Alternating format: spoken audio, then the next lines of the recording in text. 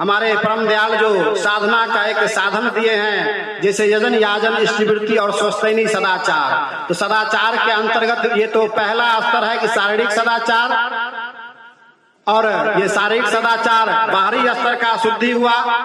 फिर हमारे भीतरी शुद्धि का जो अवलंबन है वह है मानसिक सदाचार, और फिर मानसिक सदाचार से जब हम ऊपर जाएंगे तो वह है आध्यात्मिक सदाचार।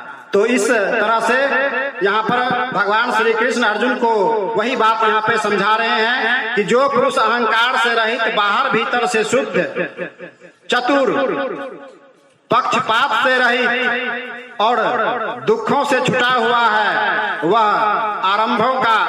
सब आरंभों का त्यागी मेरा भक्त मुझको ही प्रिय है, जो न कभी हर्षित होता है, न द्वेष करता है, न शोक करता है, न कामना करता है, और जो शुभ अशुभ संपूर्ण कर्मों का त्यागी है। शुभ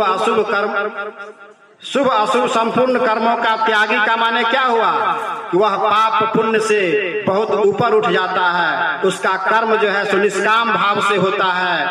वह भक्ति युक्त पुरुष मुझको प्रिय है, जो शत्रु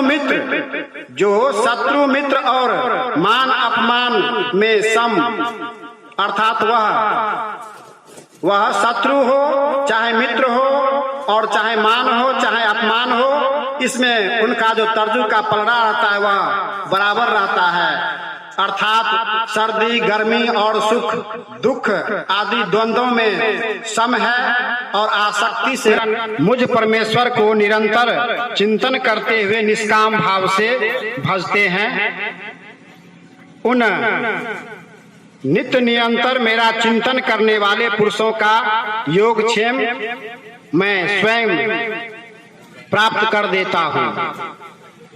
अर्थात अन्यन प्रेमी हम उनको कहेंगे जो एकनिष्ठ भक्ति करते हैं, उनका मन बुद्धि चित्त अहंकार नाना देवी देवता या बहुदेववादी नहीं है, वे एकनिष्ठ अर्थात उनका इष्ट एक है, वे हजार इष्ट को नहीं मान करके चलते हैं।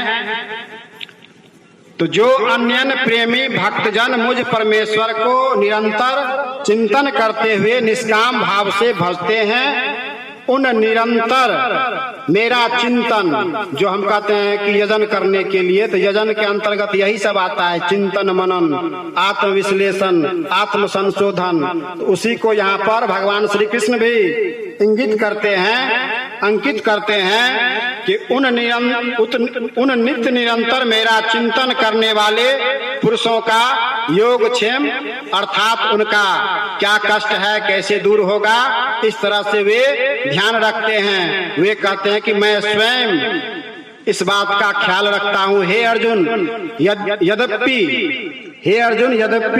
श्रद्धा से युक्त जो सकाम भक्त दूसरे देवताओं को पूजते हैं, अर्थात जो एकनिष्ठ नहीं भी हैं, उनका कई देव हैं कई देवता हैं, तो ऐसे भी जो भक्त हैं उनके बारे में भी भगवान श्री कृष्ण अर्जुन से कहते हैं कि श्रद्धा से युक्त हो जो सकाम भक्त हम उसको कहेंगे कि कोई कामना लेकर के कि भगवान हमको ये हो जाए थोड़ा हमको और मिले, माने कोई कामना रख करके जो हम भक्ति करते हैं, कोई इच्छा रख करके जो भक्ति करते हैं, उसी को सकाम भक्ति कहा गया है।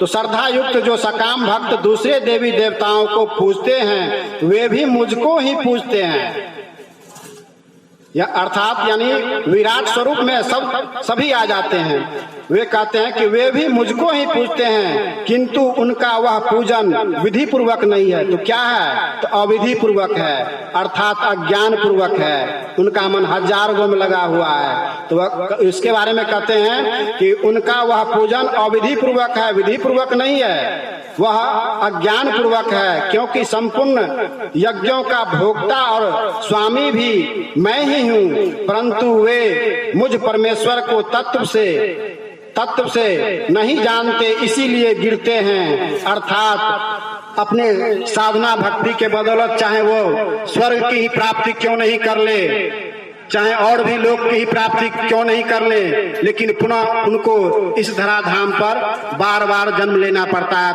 अर्थात वे पुनर्जन्म को प्राप्त होते हैं। अब फिर सुनिए क्या कहते हैं, यह भी श्लोक बड़ा मार्मिक है।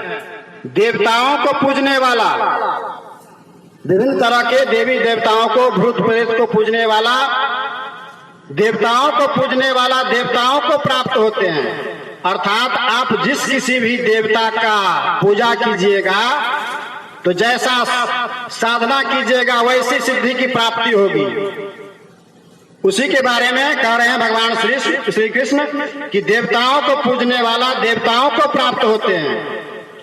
और जो अपने पितर को ही इष्ट बना ले, भूत प्रेत की ही पूजा करना शुरू कर दे, तो उनके बारे में कहते हैं कि देवताओं को पूजने वाले देवताओं को प्राप्त होते हैं, पितरों को पूजने वाले पितरों को प्राप्त होते हैं, भूतों को पूजने वाले भूतों को प्राप्त होते हैं, और मेरा पूजन करने वाला अर्थात जिनका इष्ट एक है, चाहे राम हो चाहे कृष्ण हो, जो हमारे अवतारी पुरुष हैं, अर्थात जो निराकार ईश्वर हैं, जब वे साकार होकर के इस धराधाम पर आते हैं तो उनके संबंध में कहते हैं कि मेरा पूजन करने वाला भक्त मुझको ही प्राप्त होते हैं, इसीलिए मेरे भक्तों का पुनर्जन्म नहीं होता।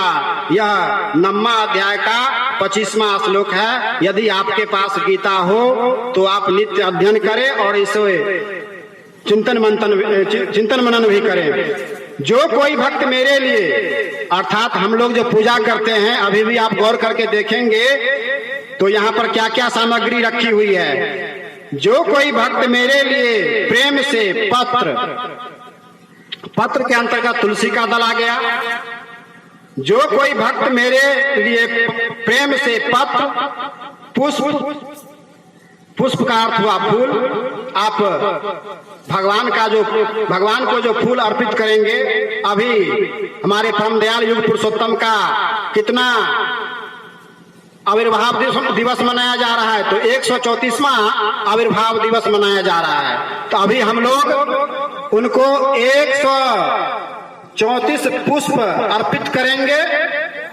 तो वही पुष्प के बारे में भगवान श्री कृष्ण कहते हैं कि जो कोई भक्त मेरे लिए प्रेम से पत्र, पुष्प, फल, जल आदि अर्पण करता है, उस शुद्ध बुद्धि निष्काम प्रेमी भक्त का प्रेम पूर्वक अर्पण किया हुआ वह पत्र, पुष्प आदि में सगुण रूप से प्रकट होकर प्रेम सहित खाता हूँ। वंदे पुरुषोत्तमं, वंदे पुरुषोत्तमं, वंदे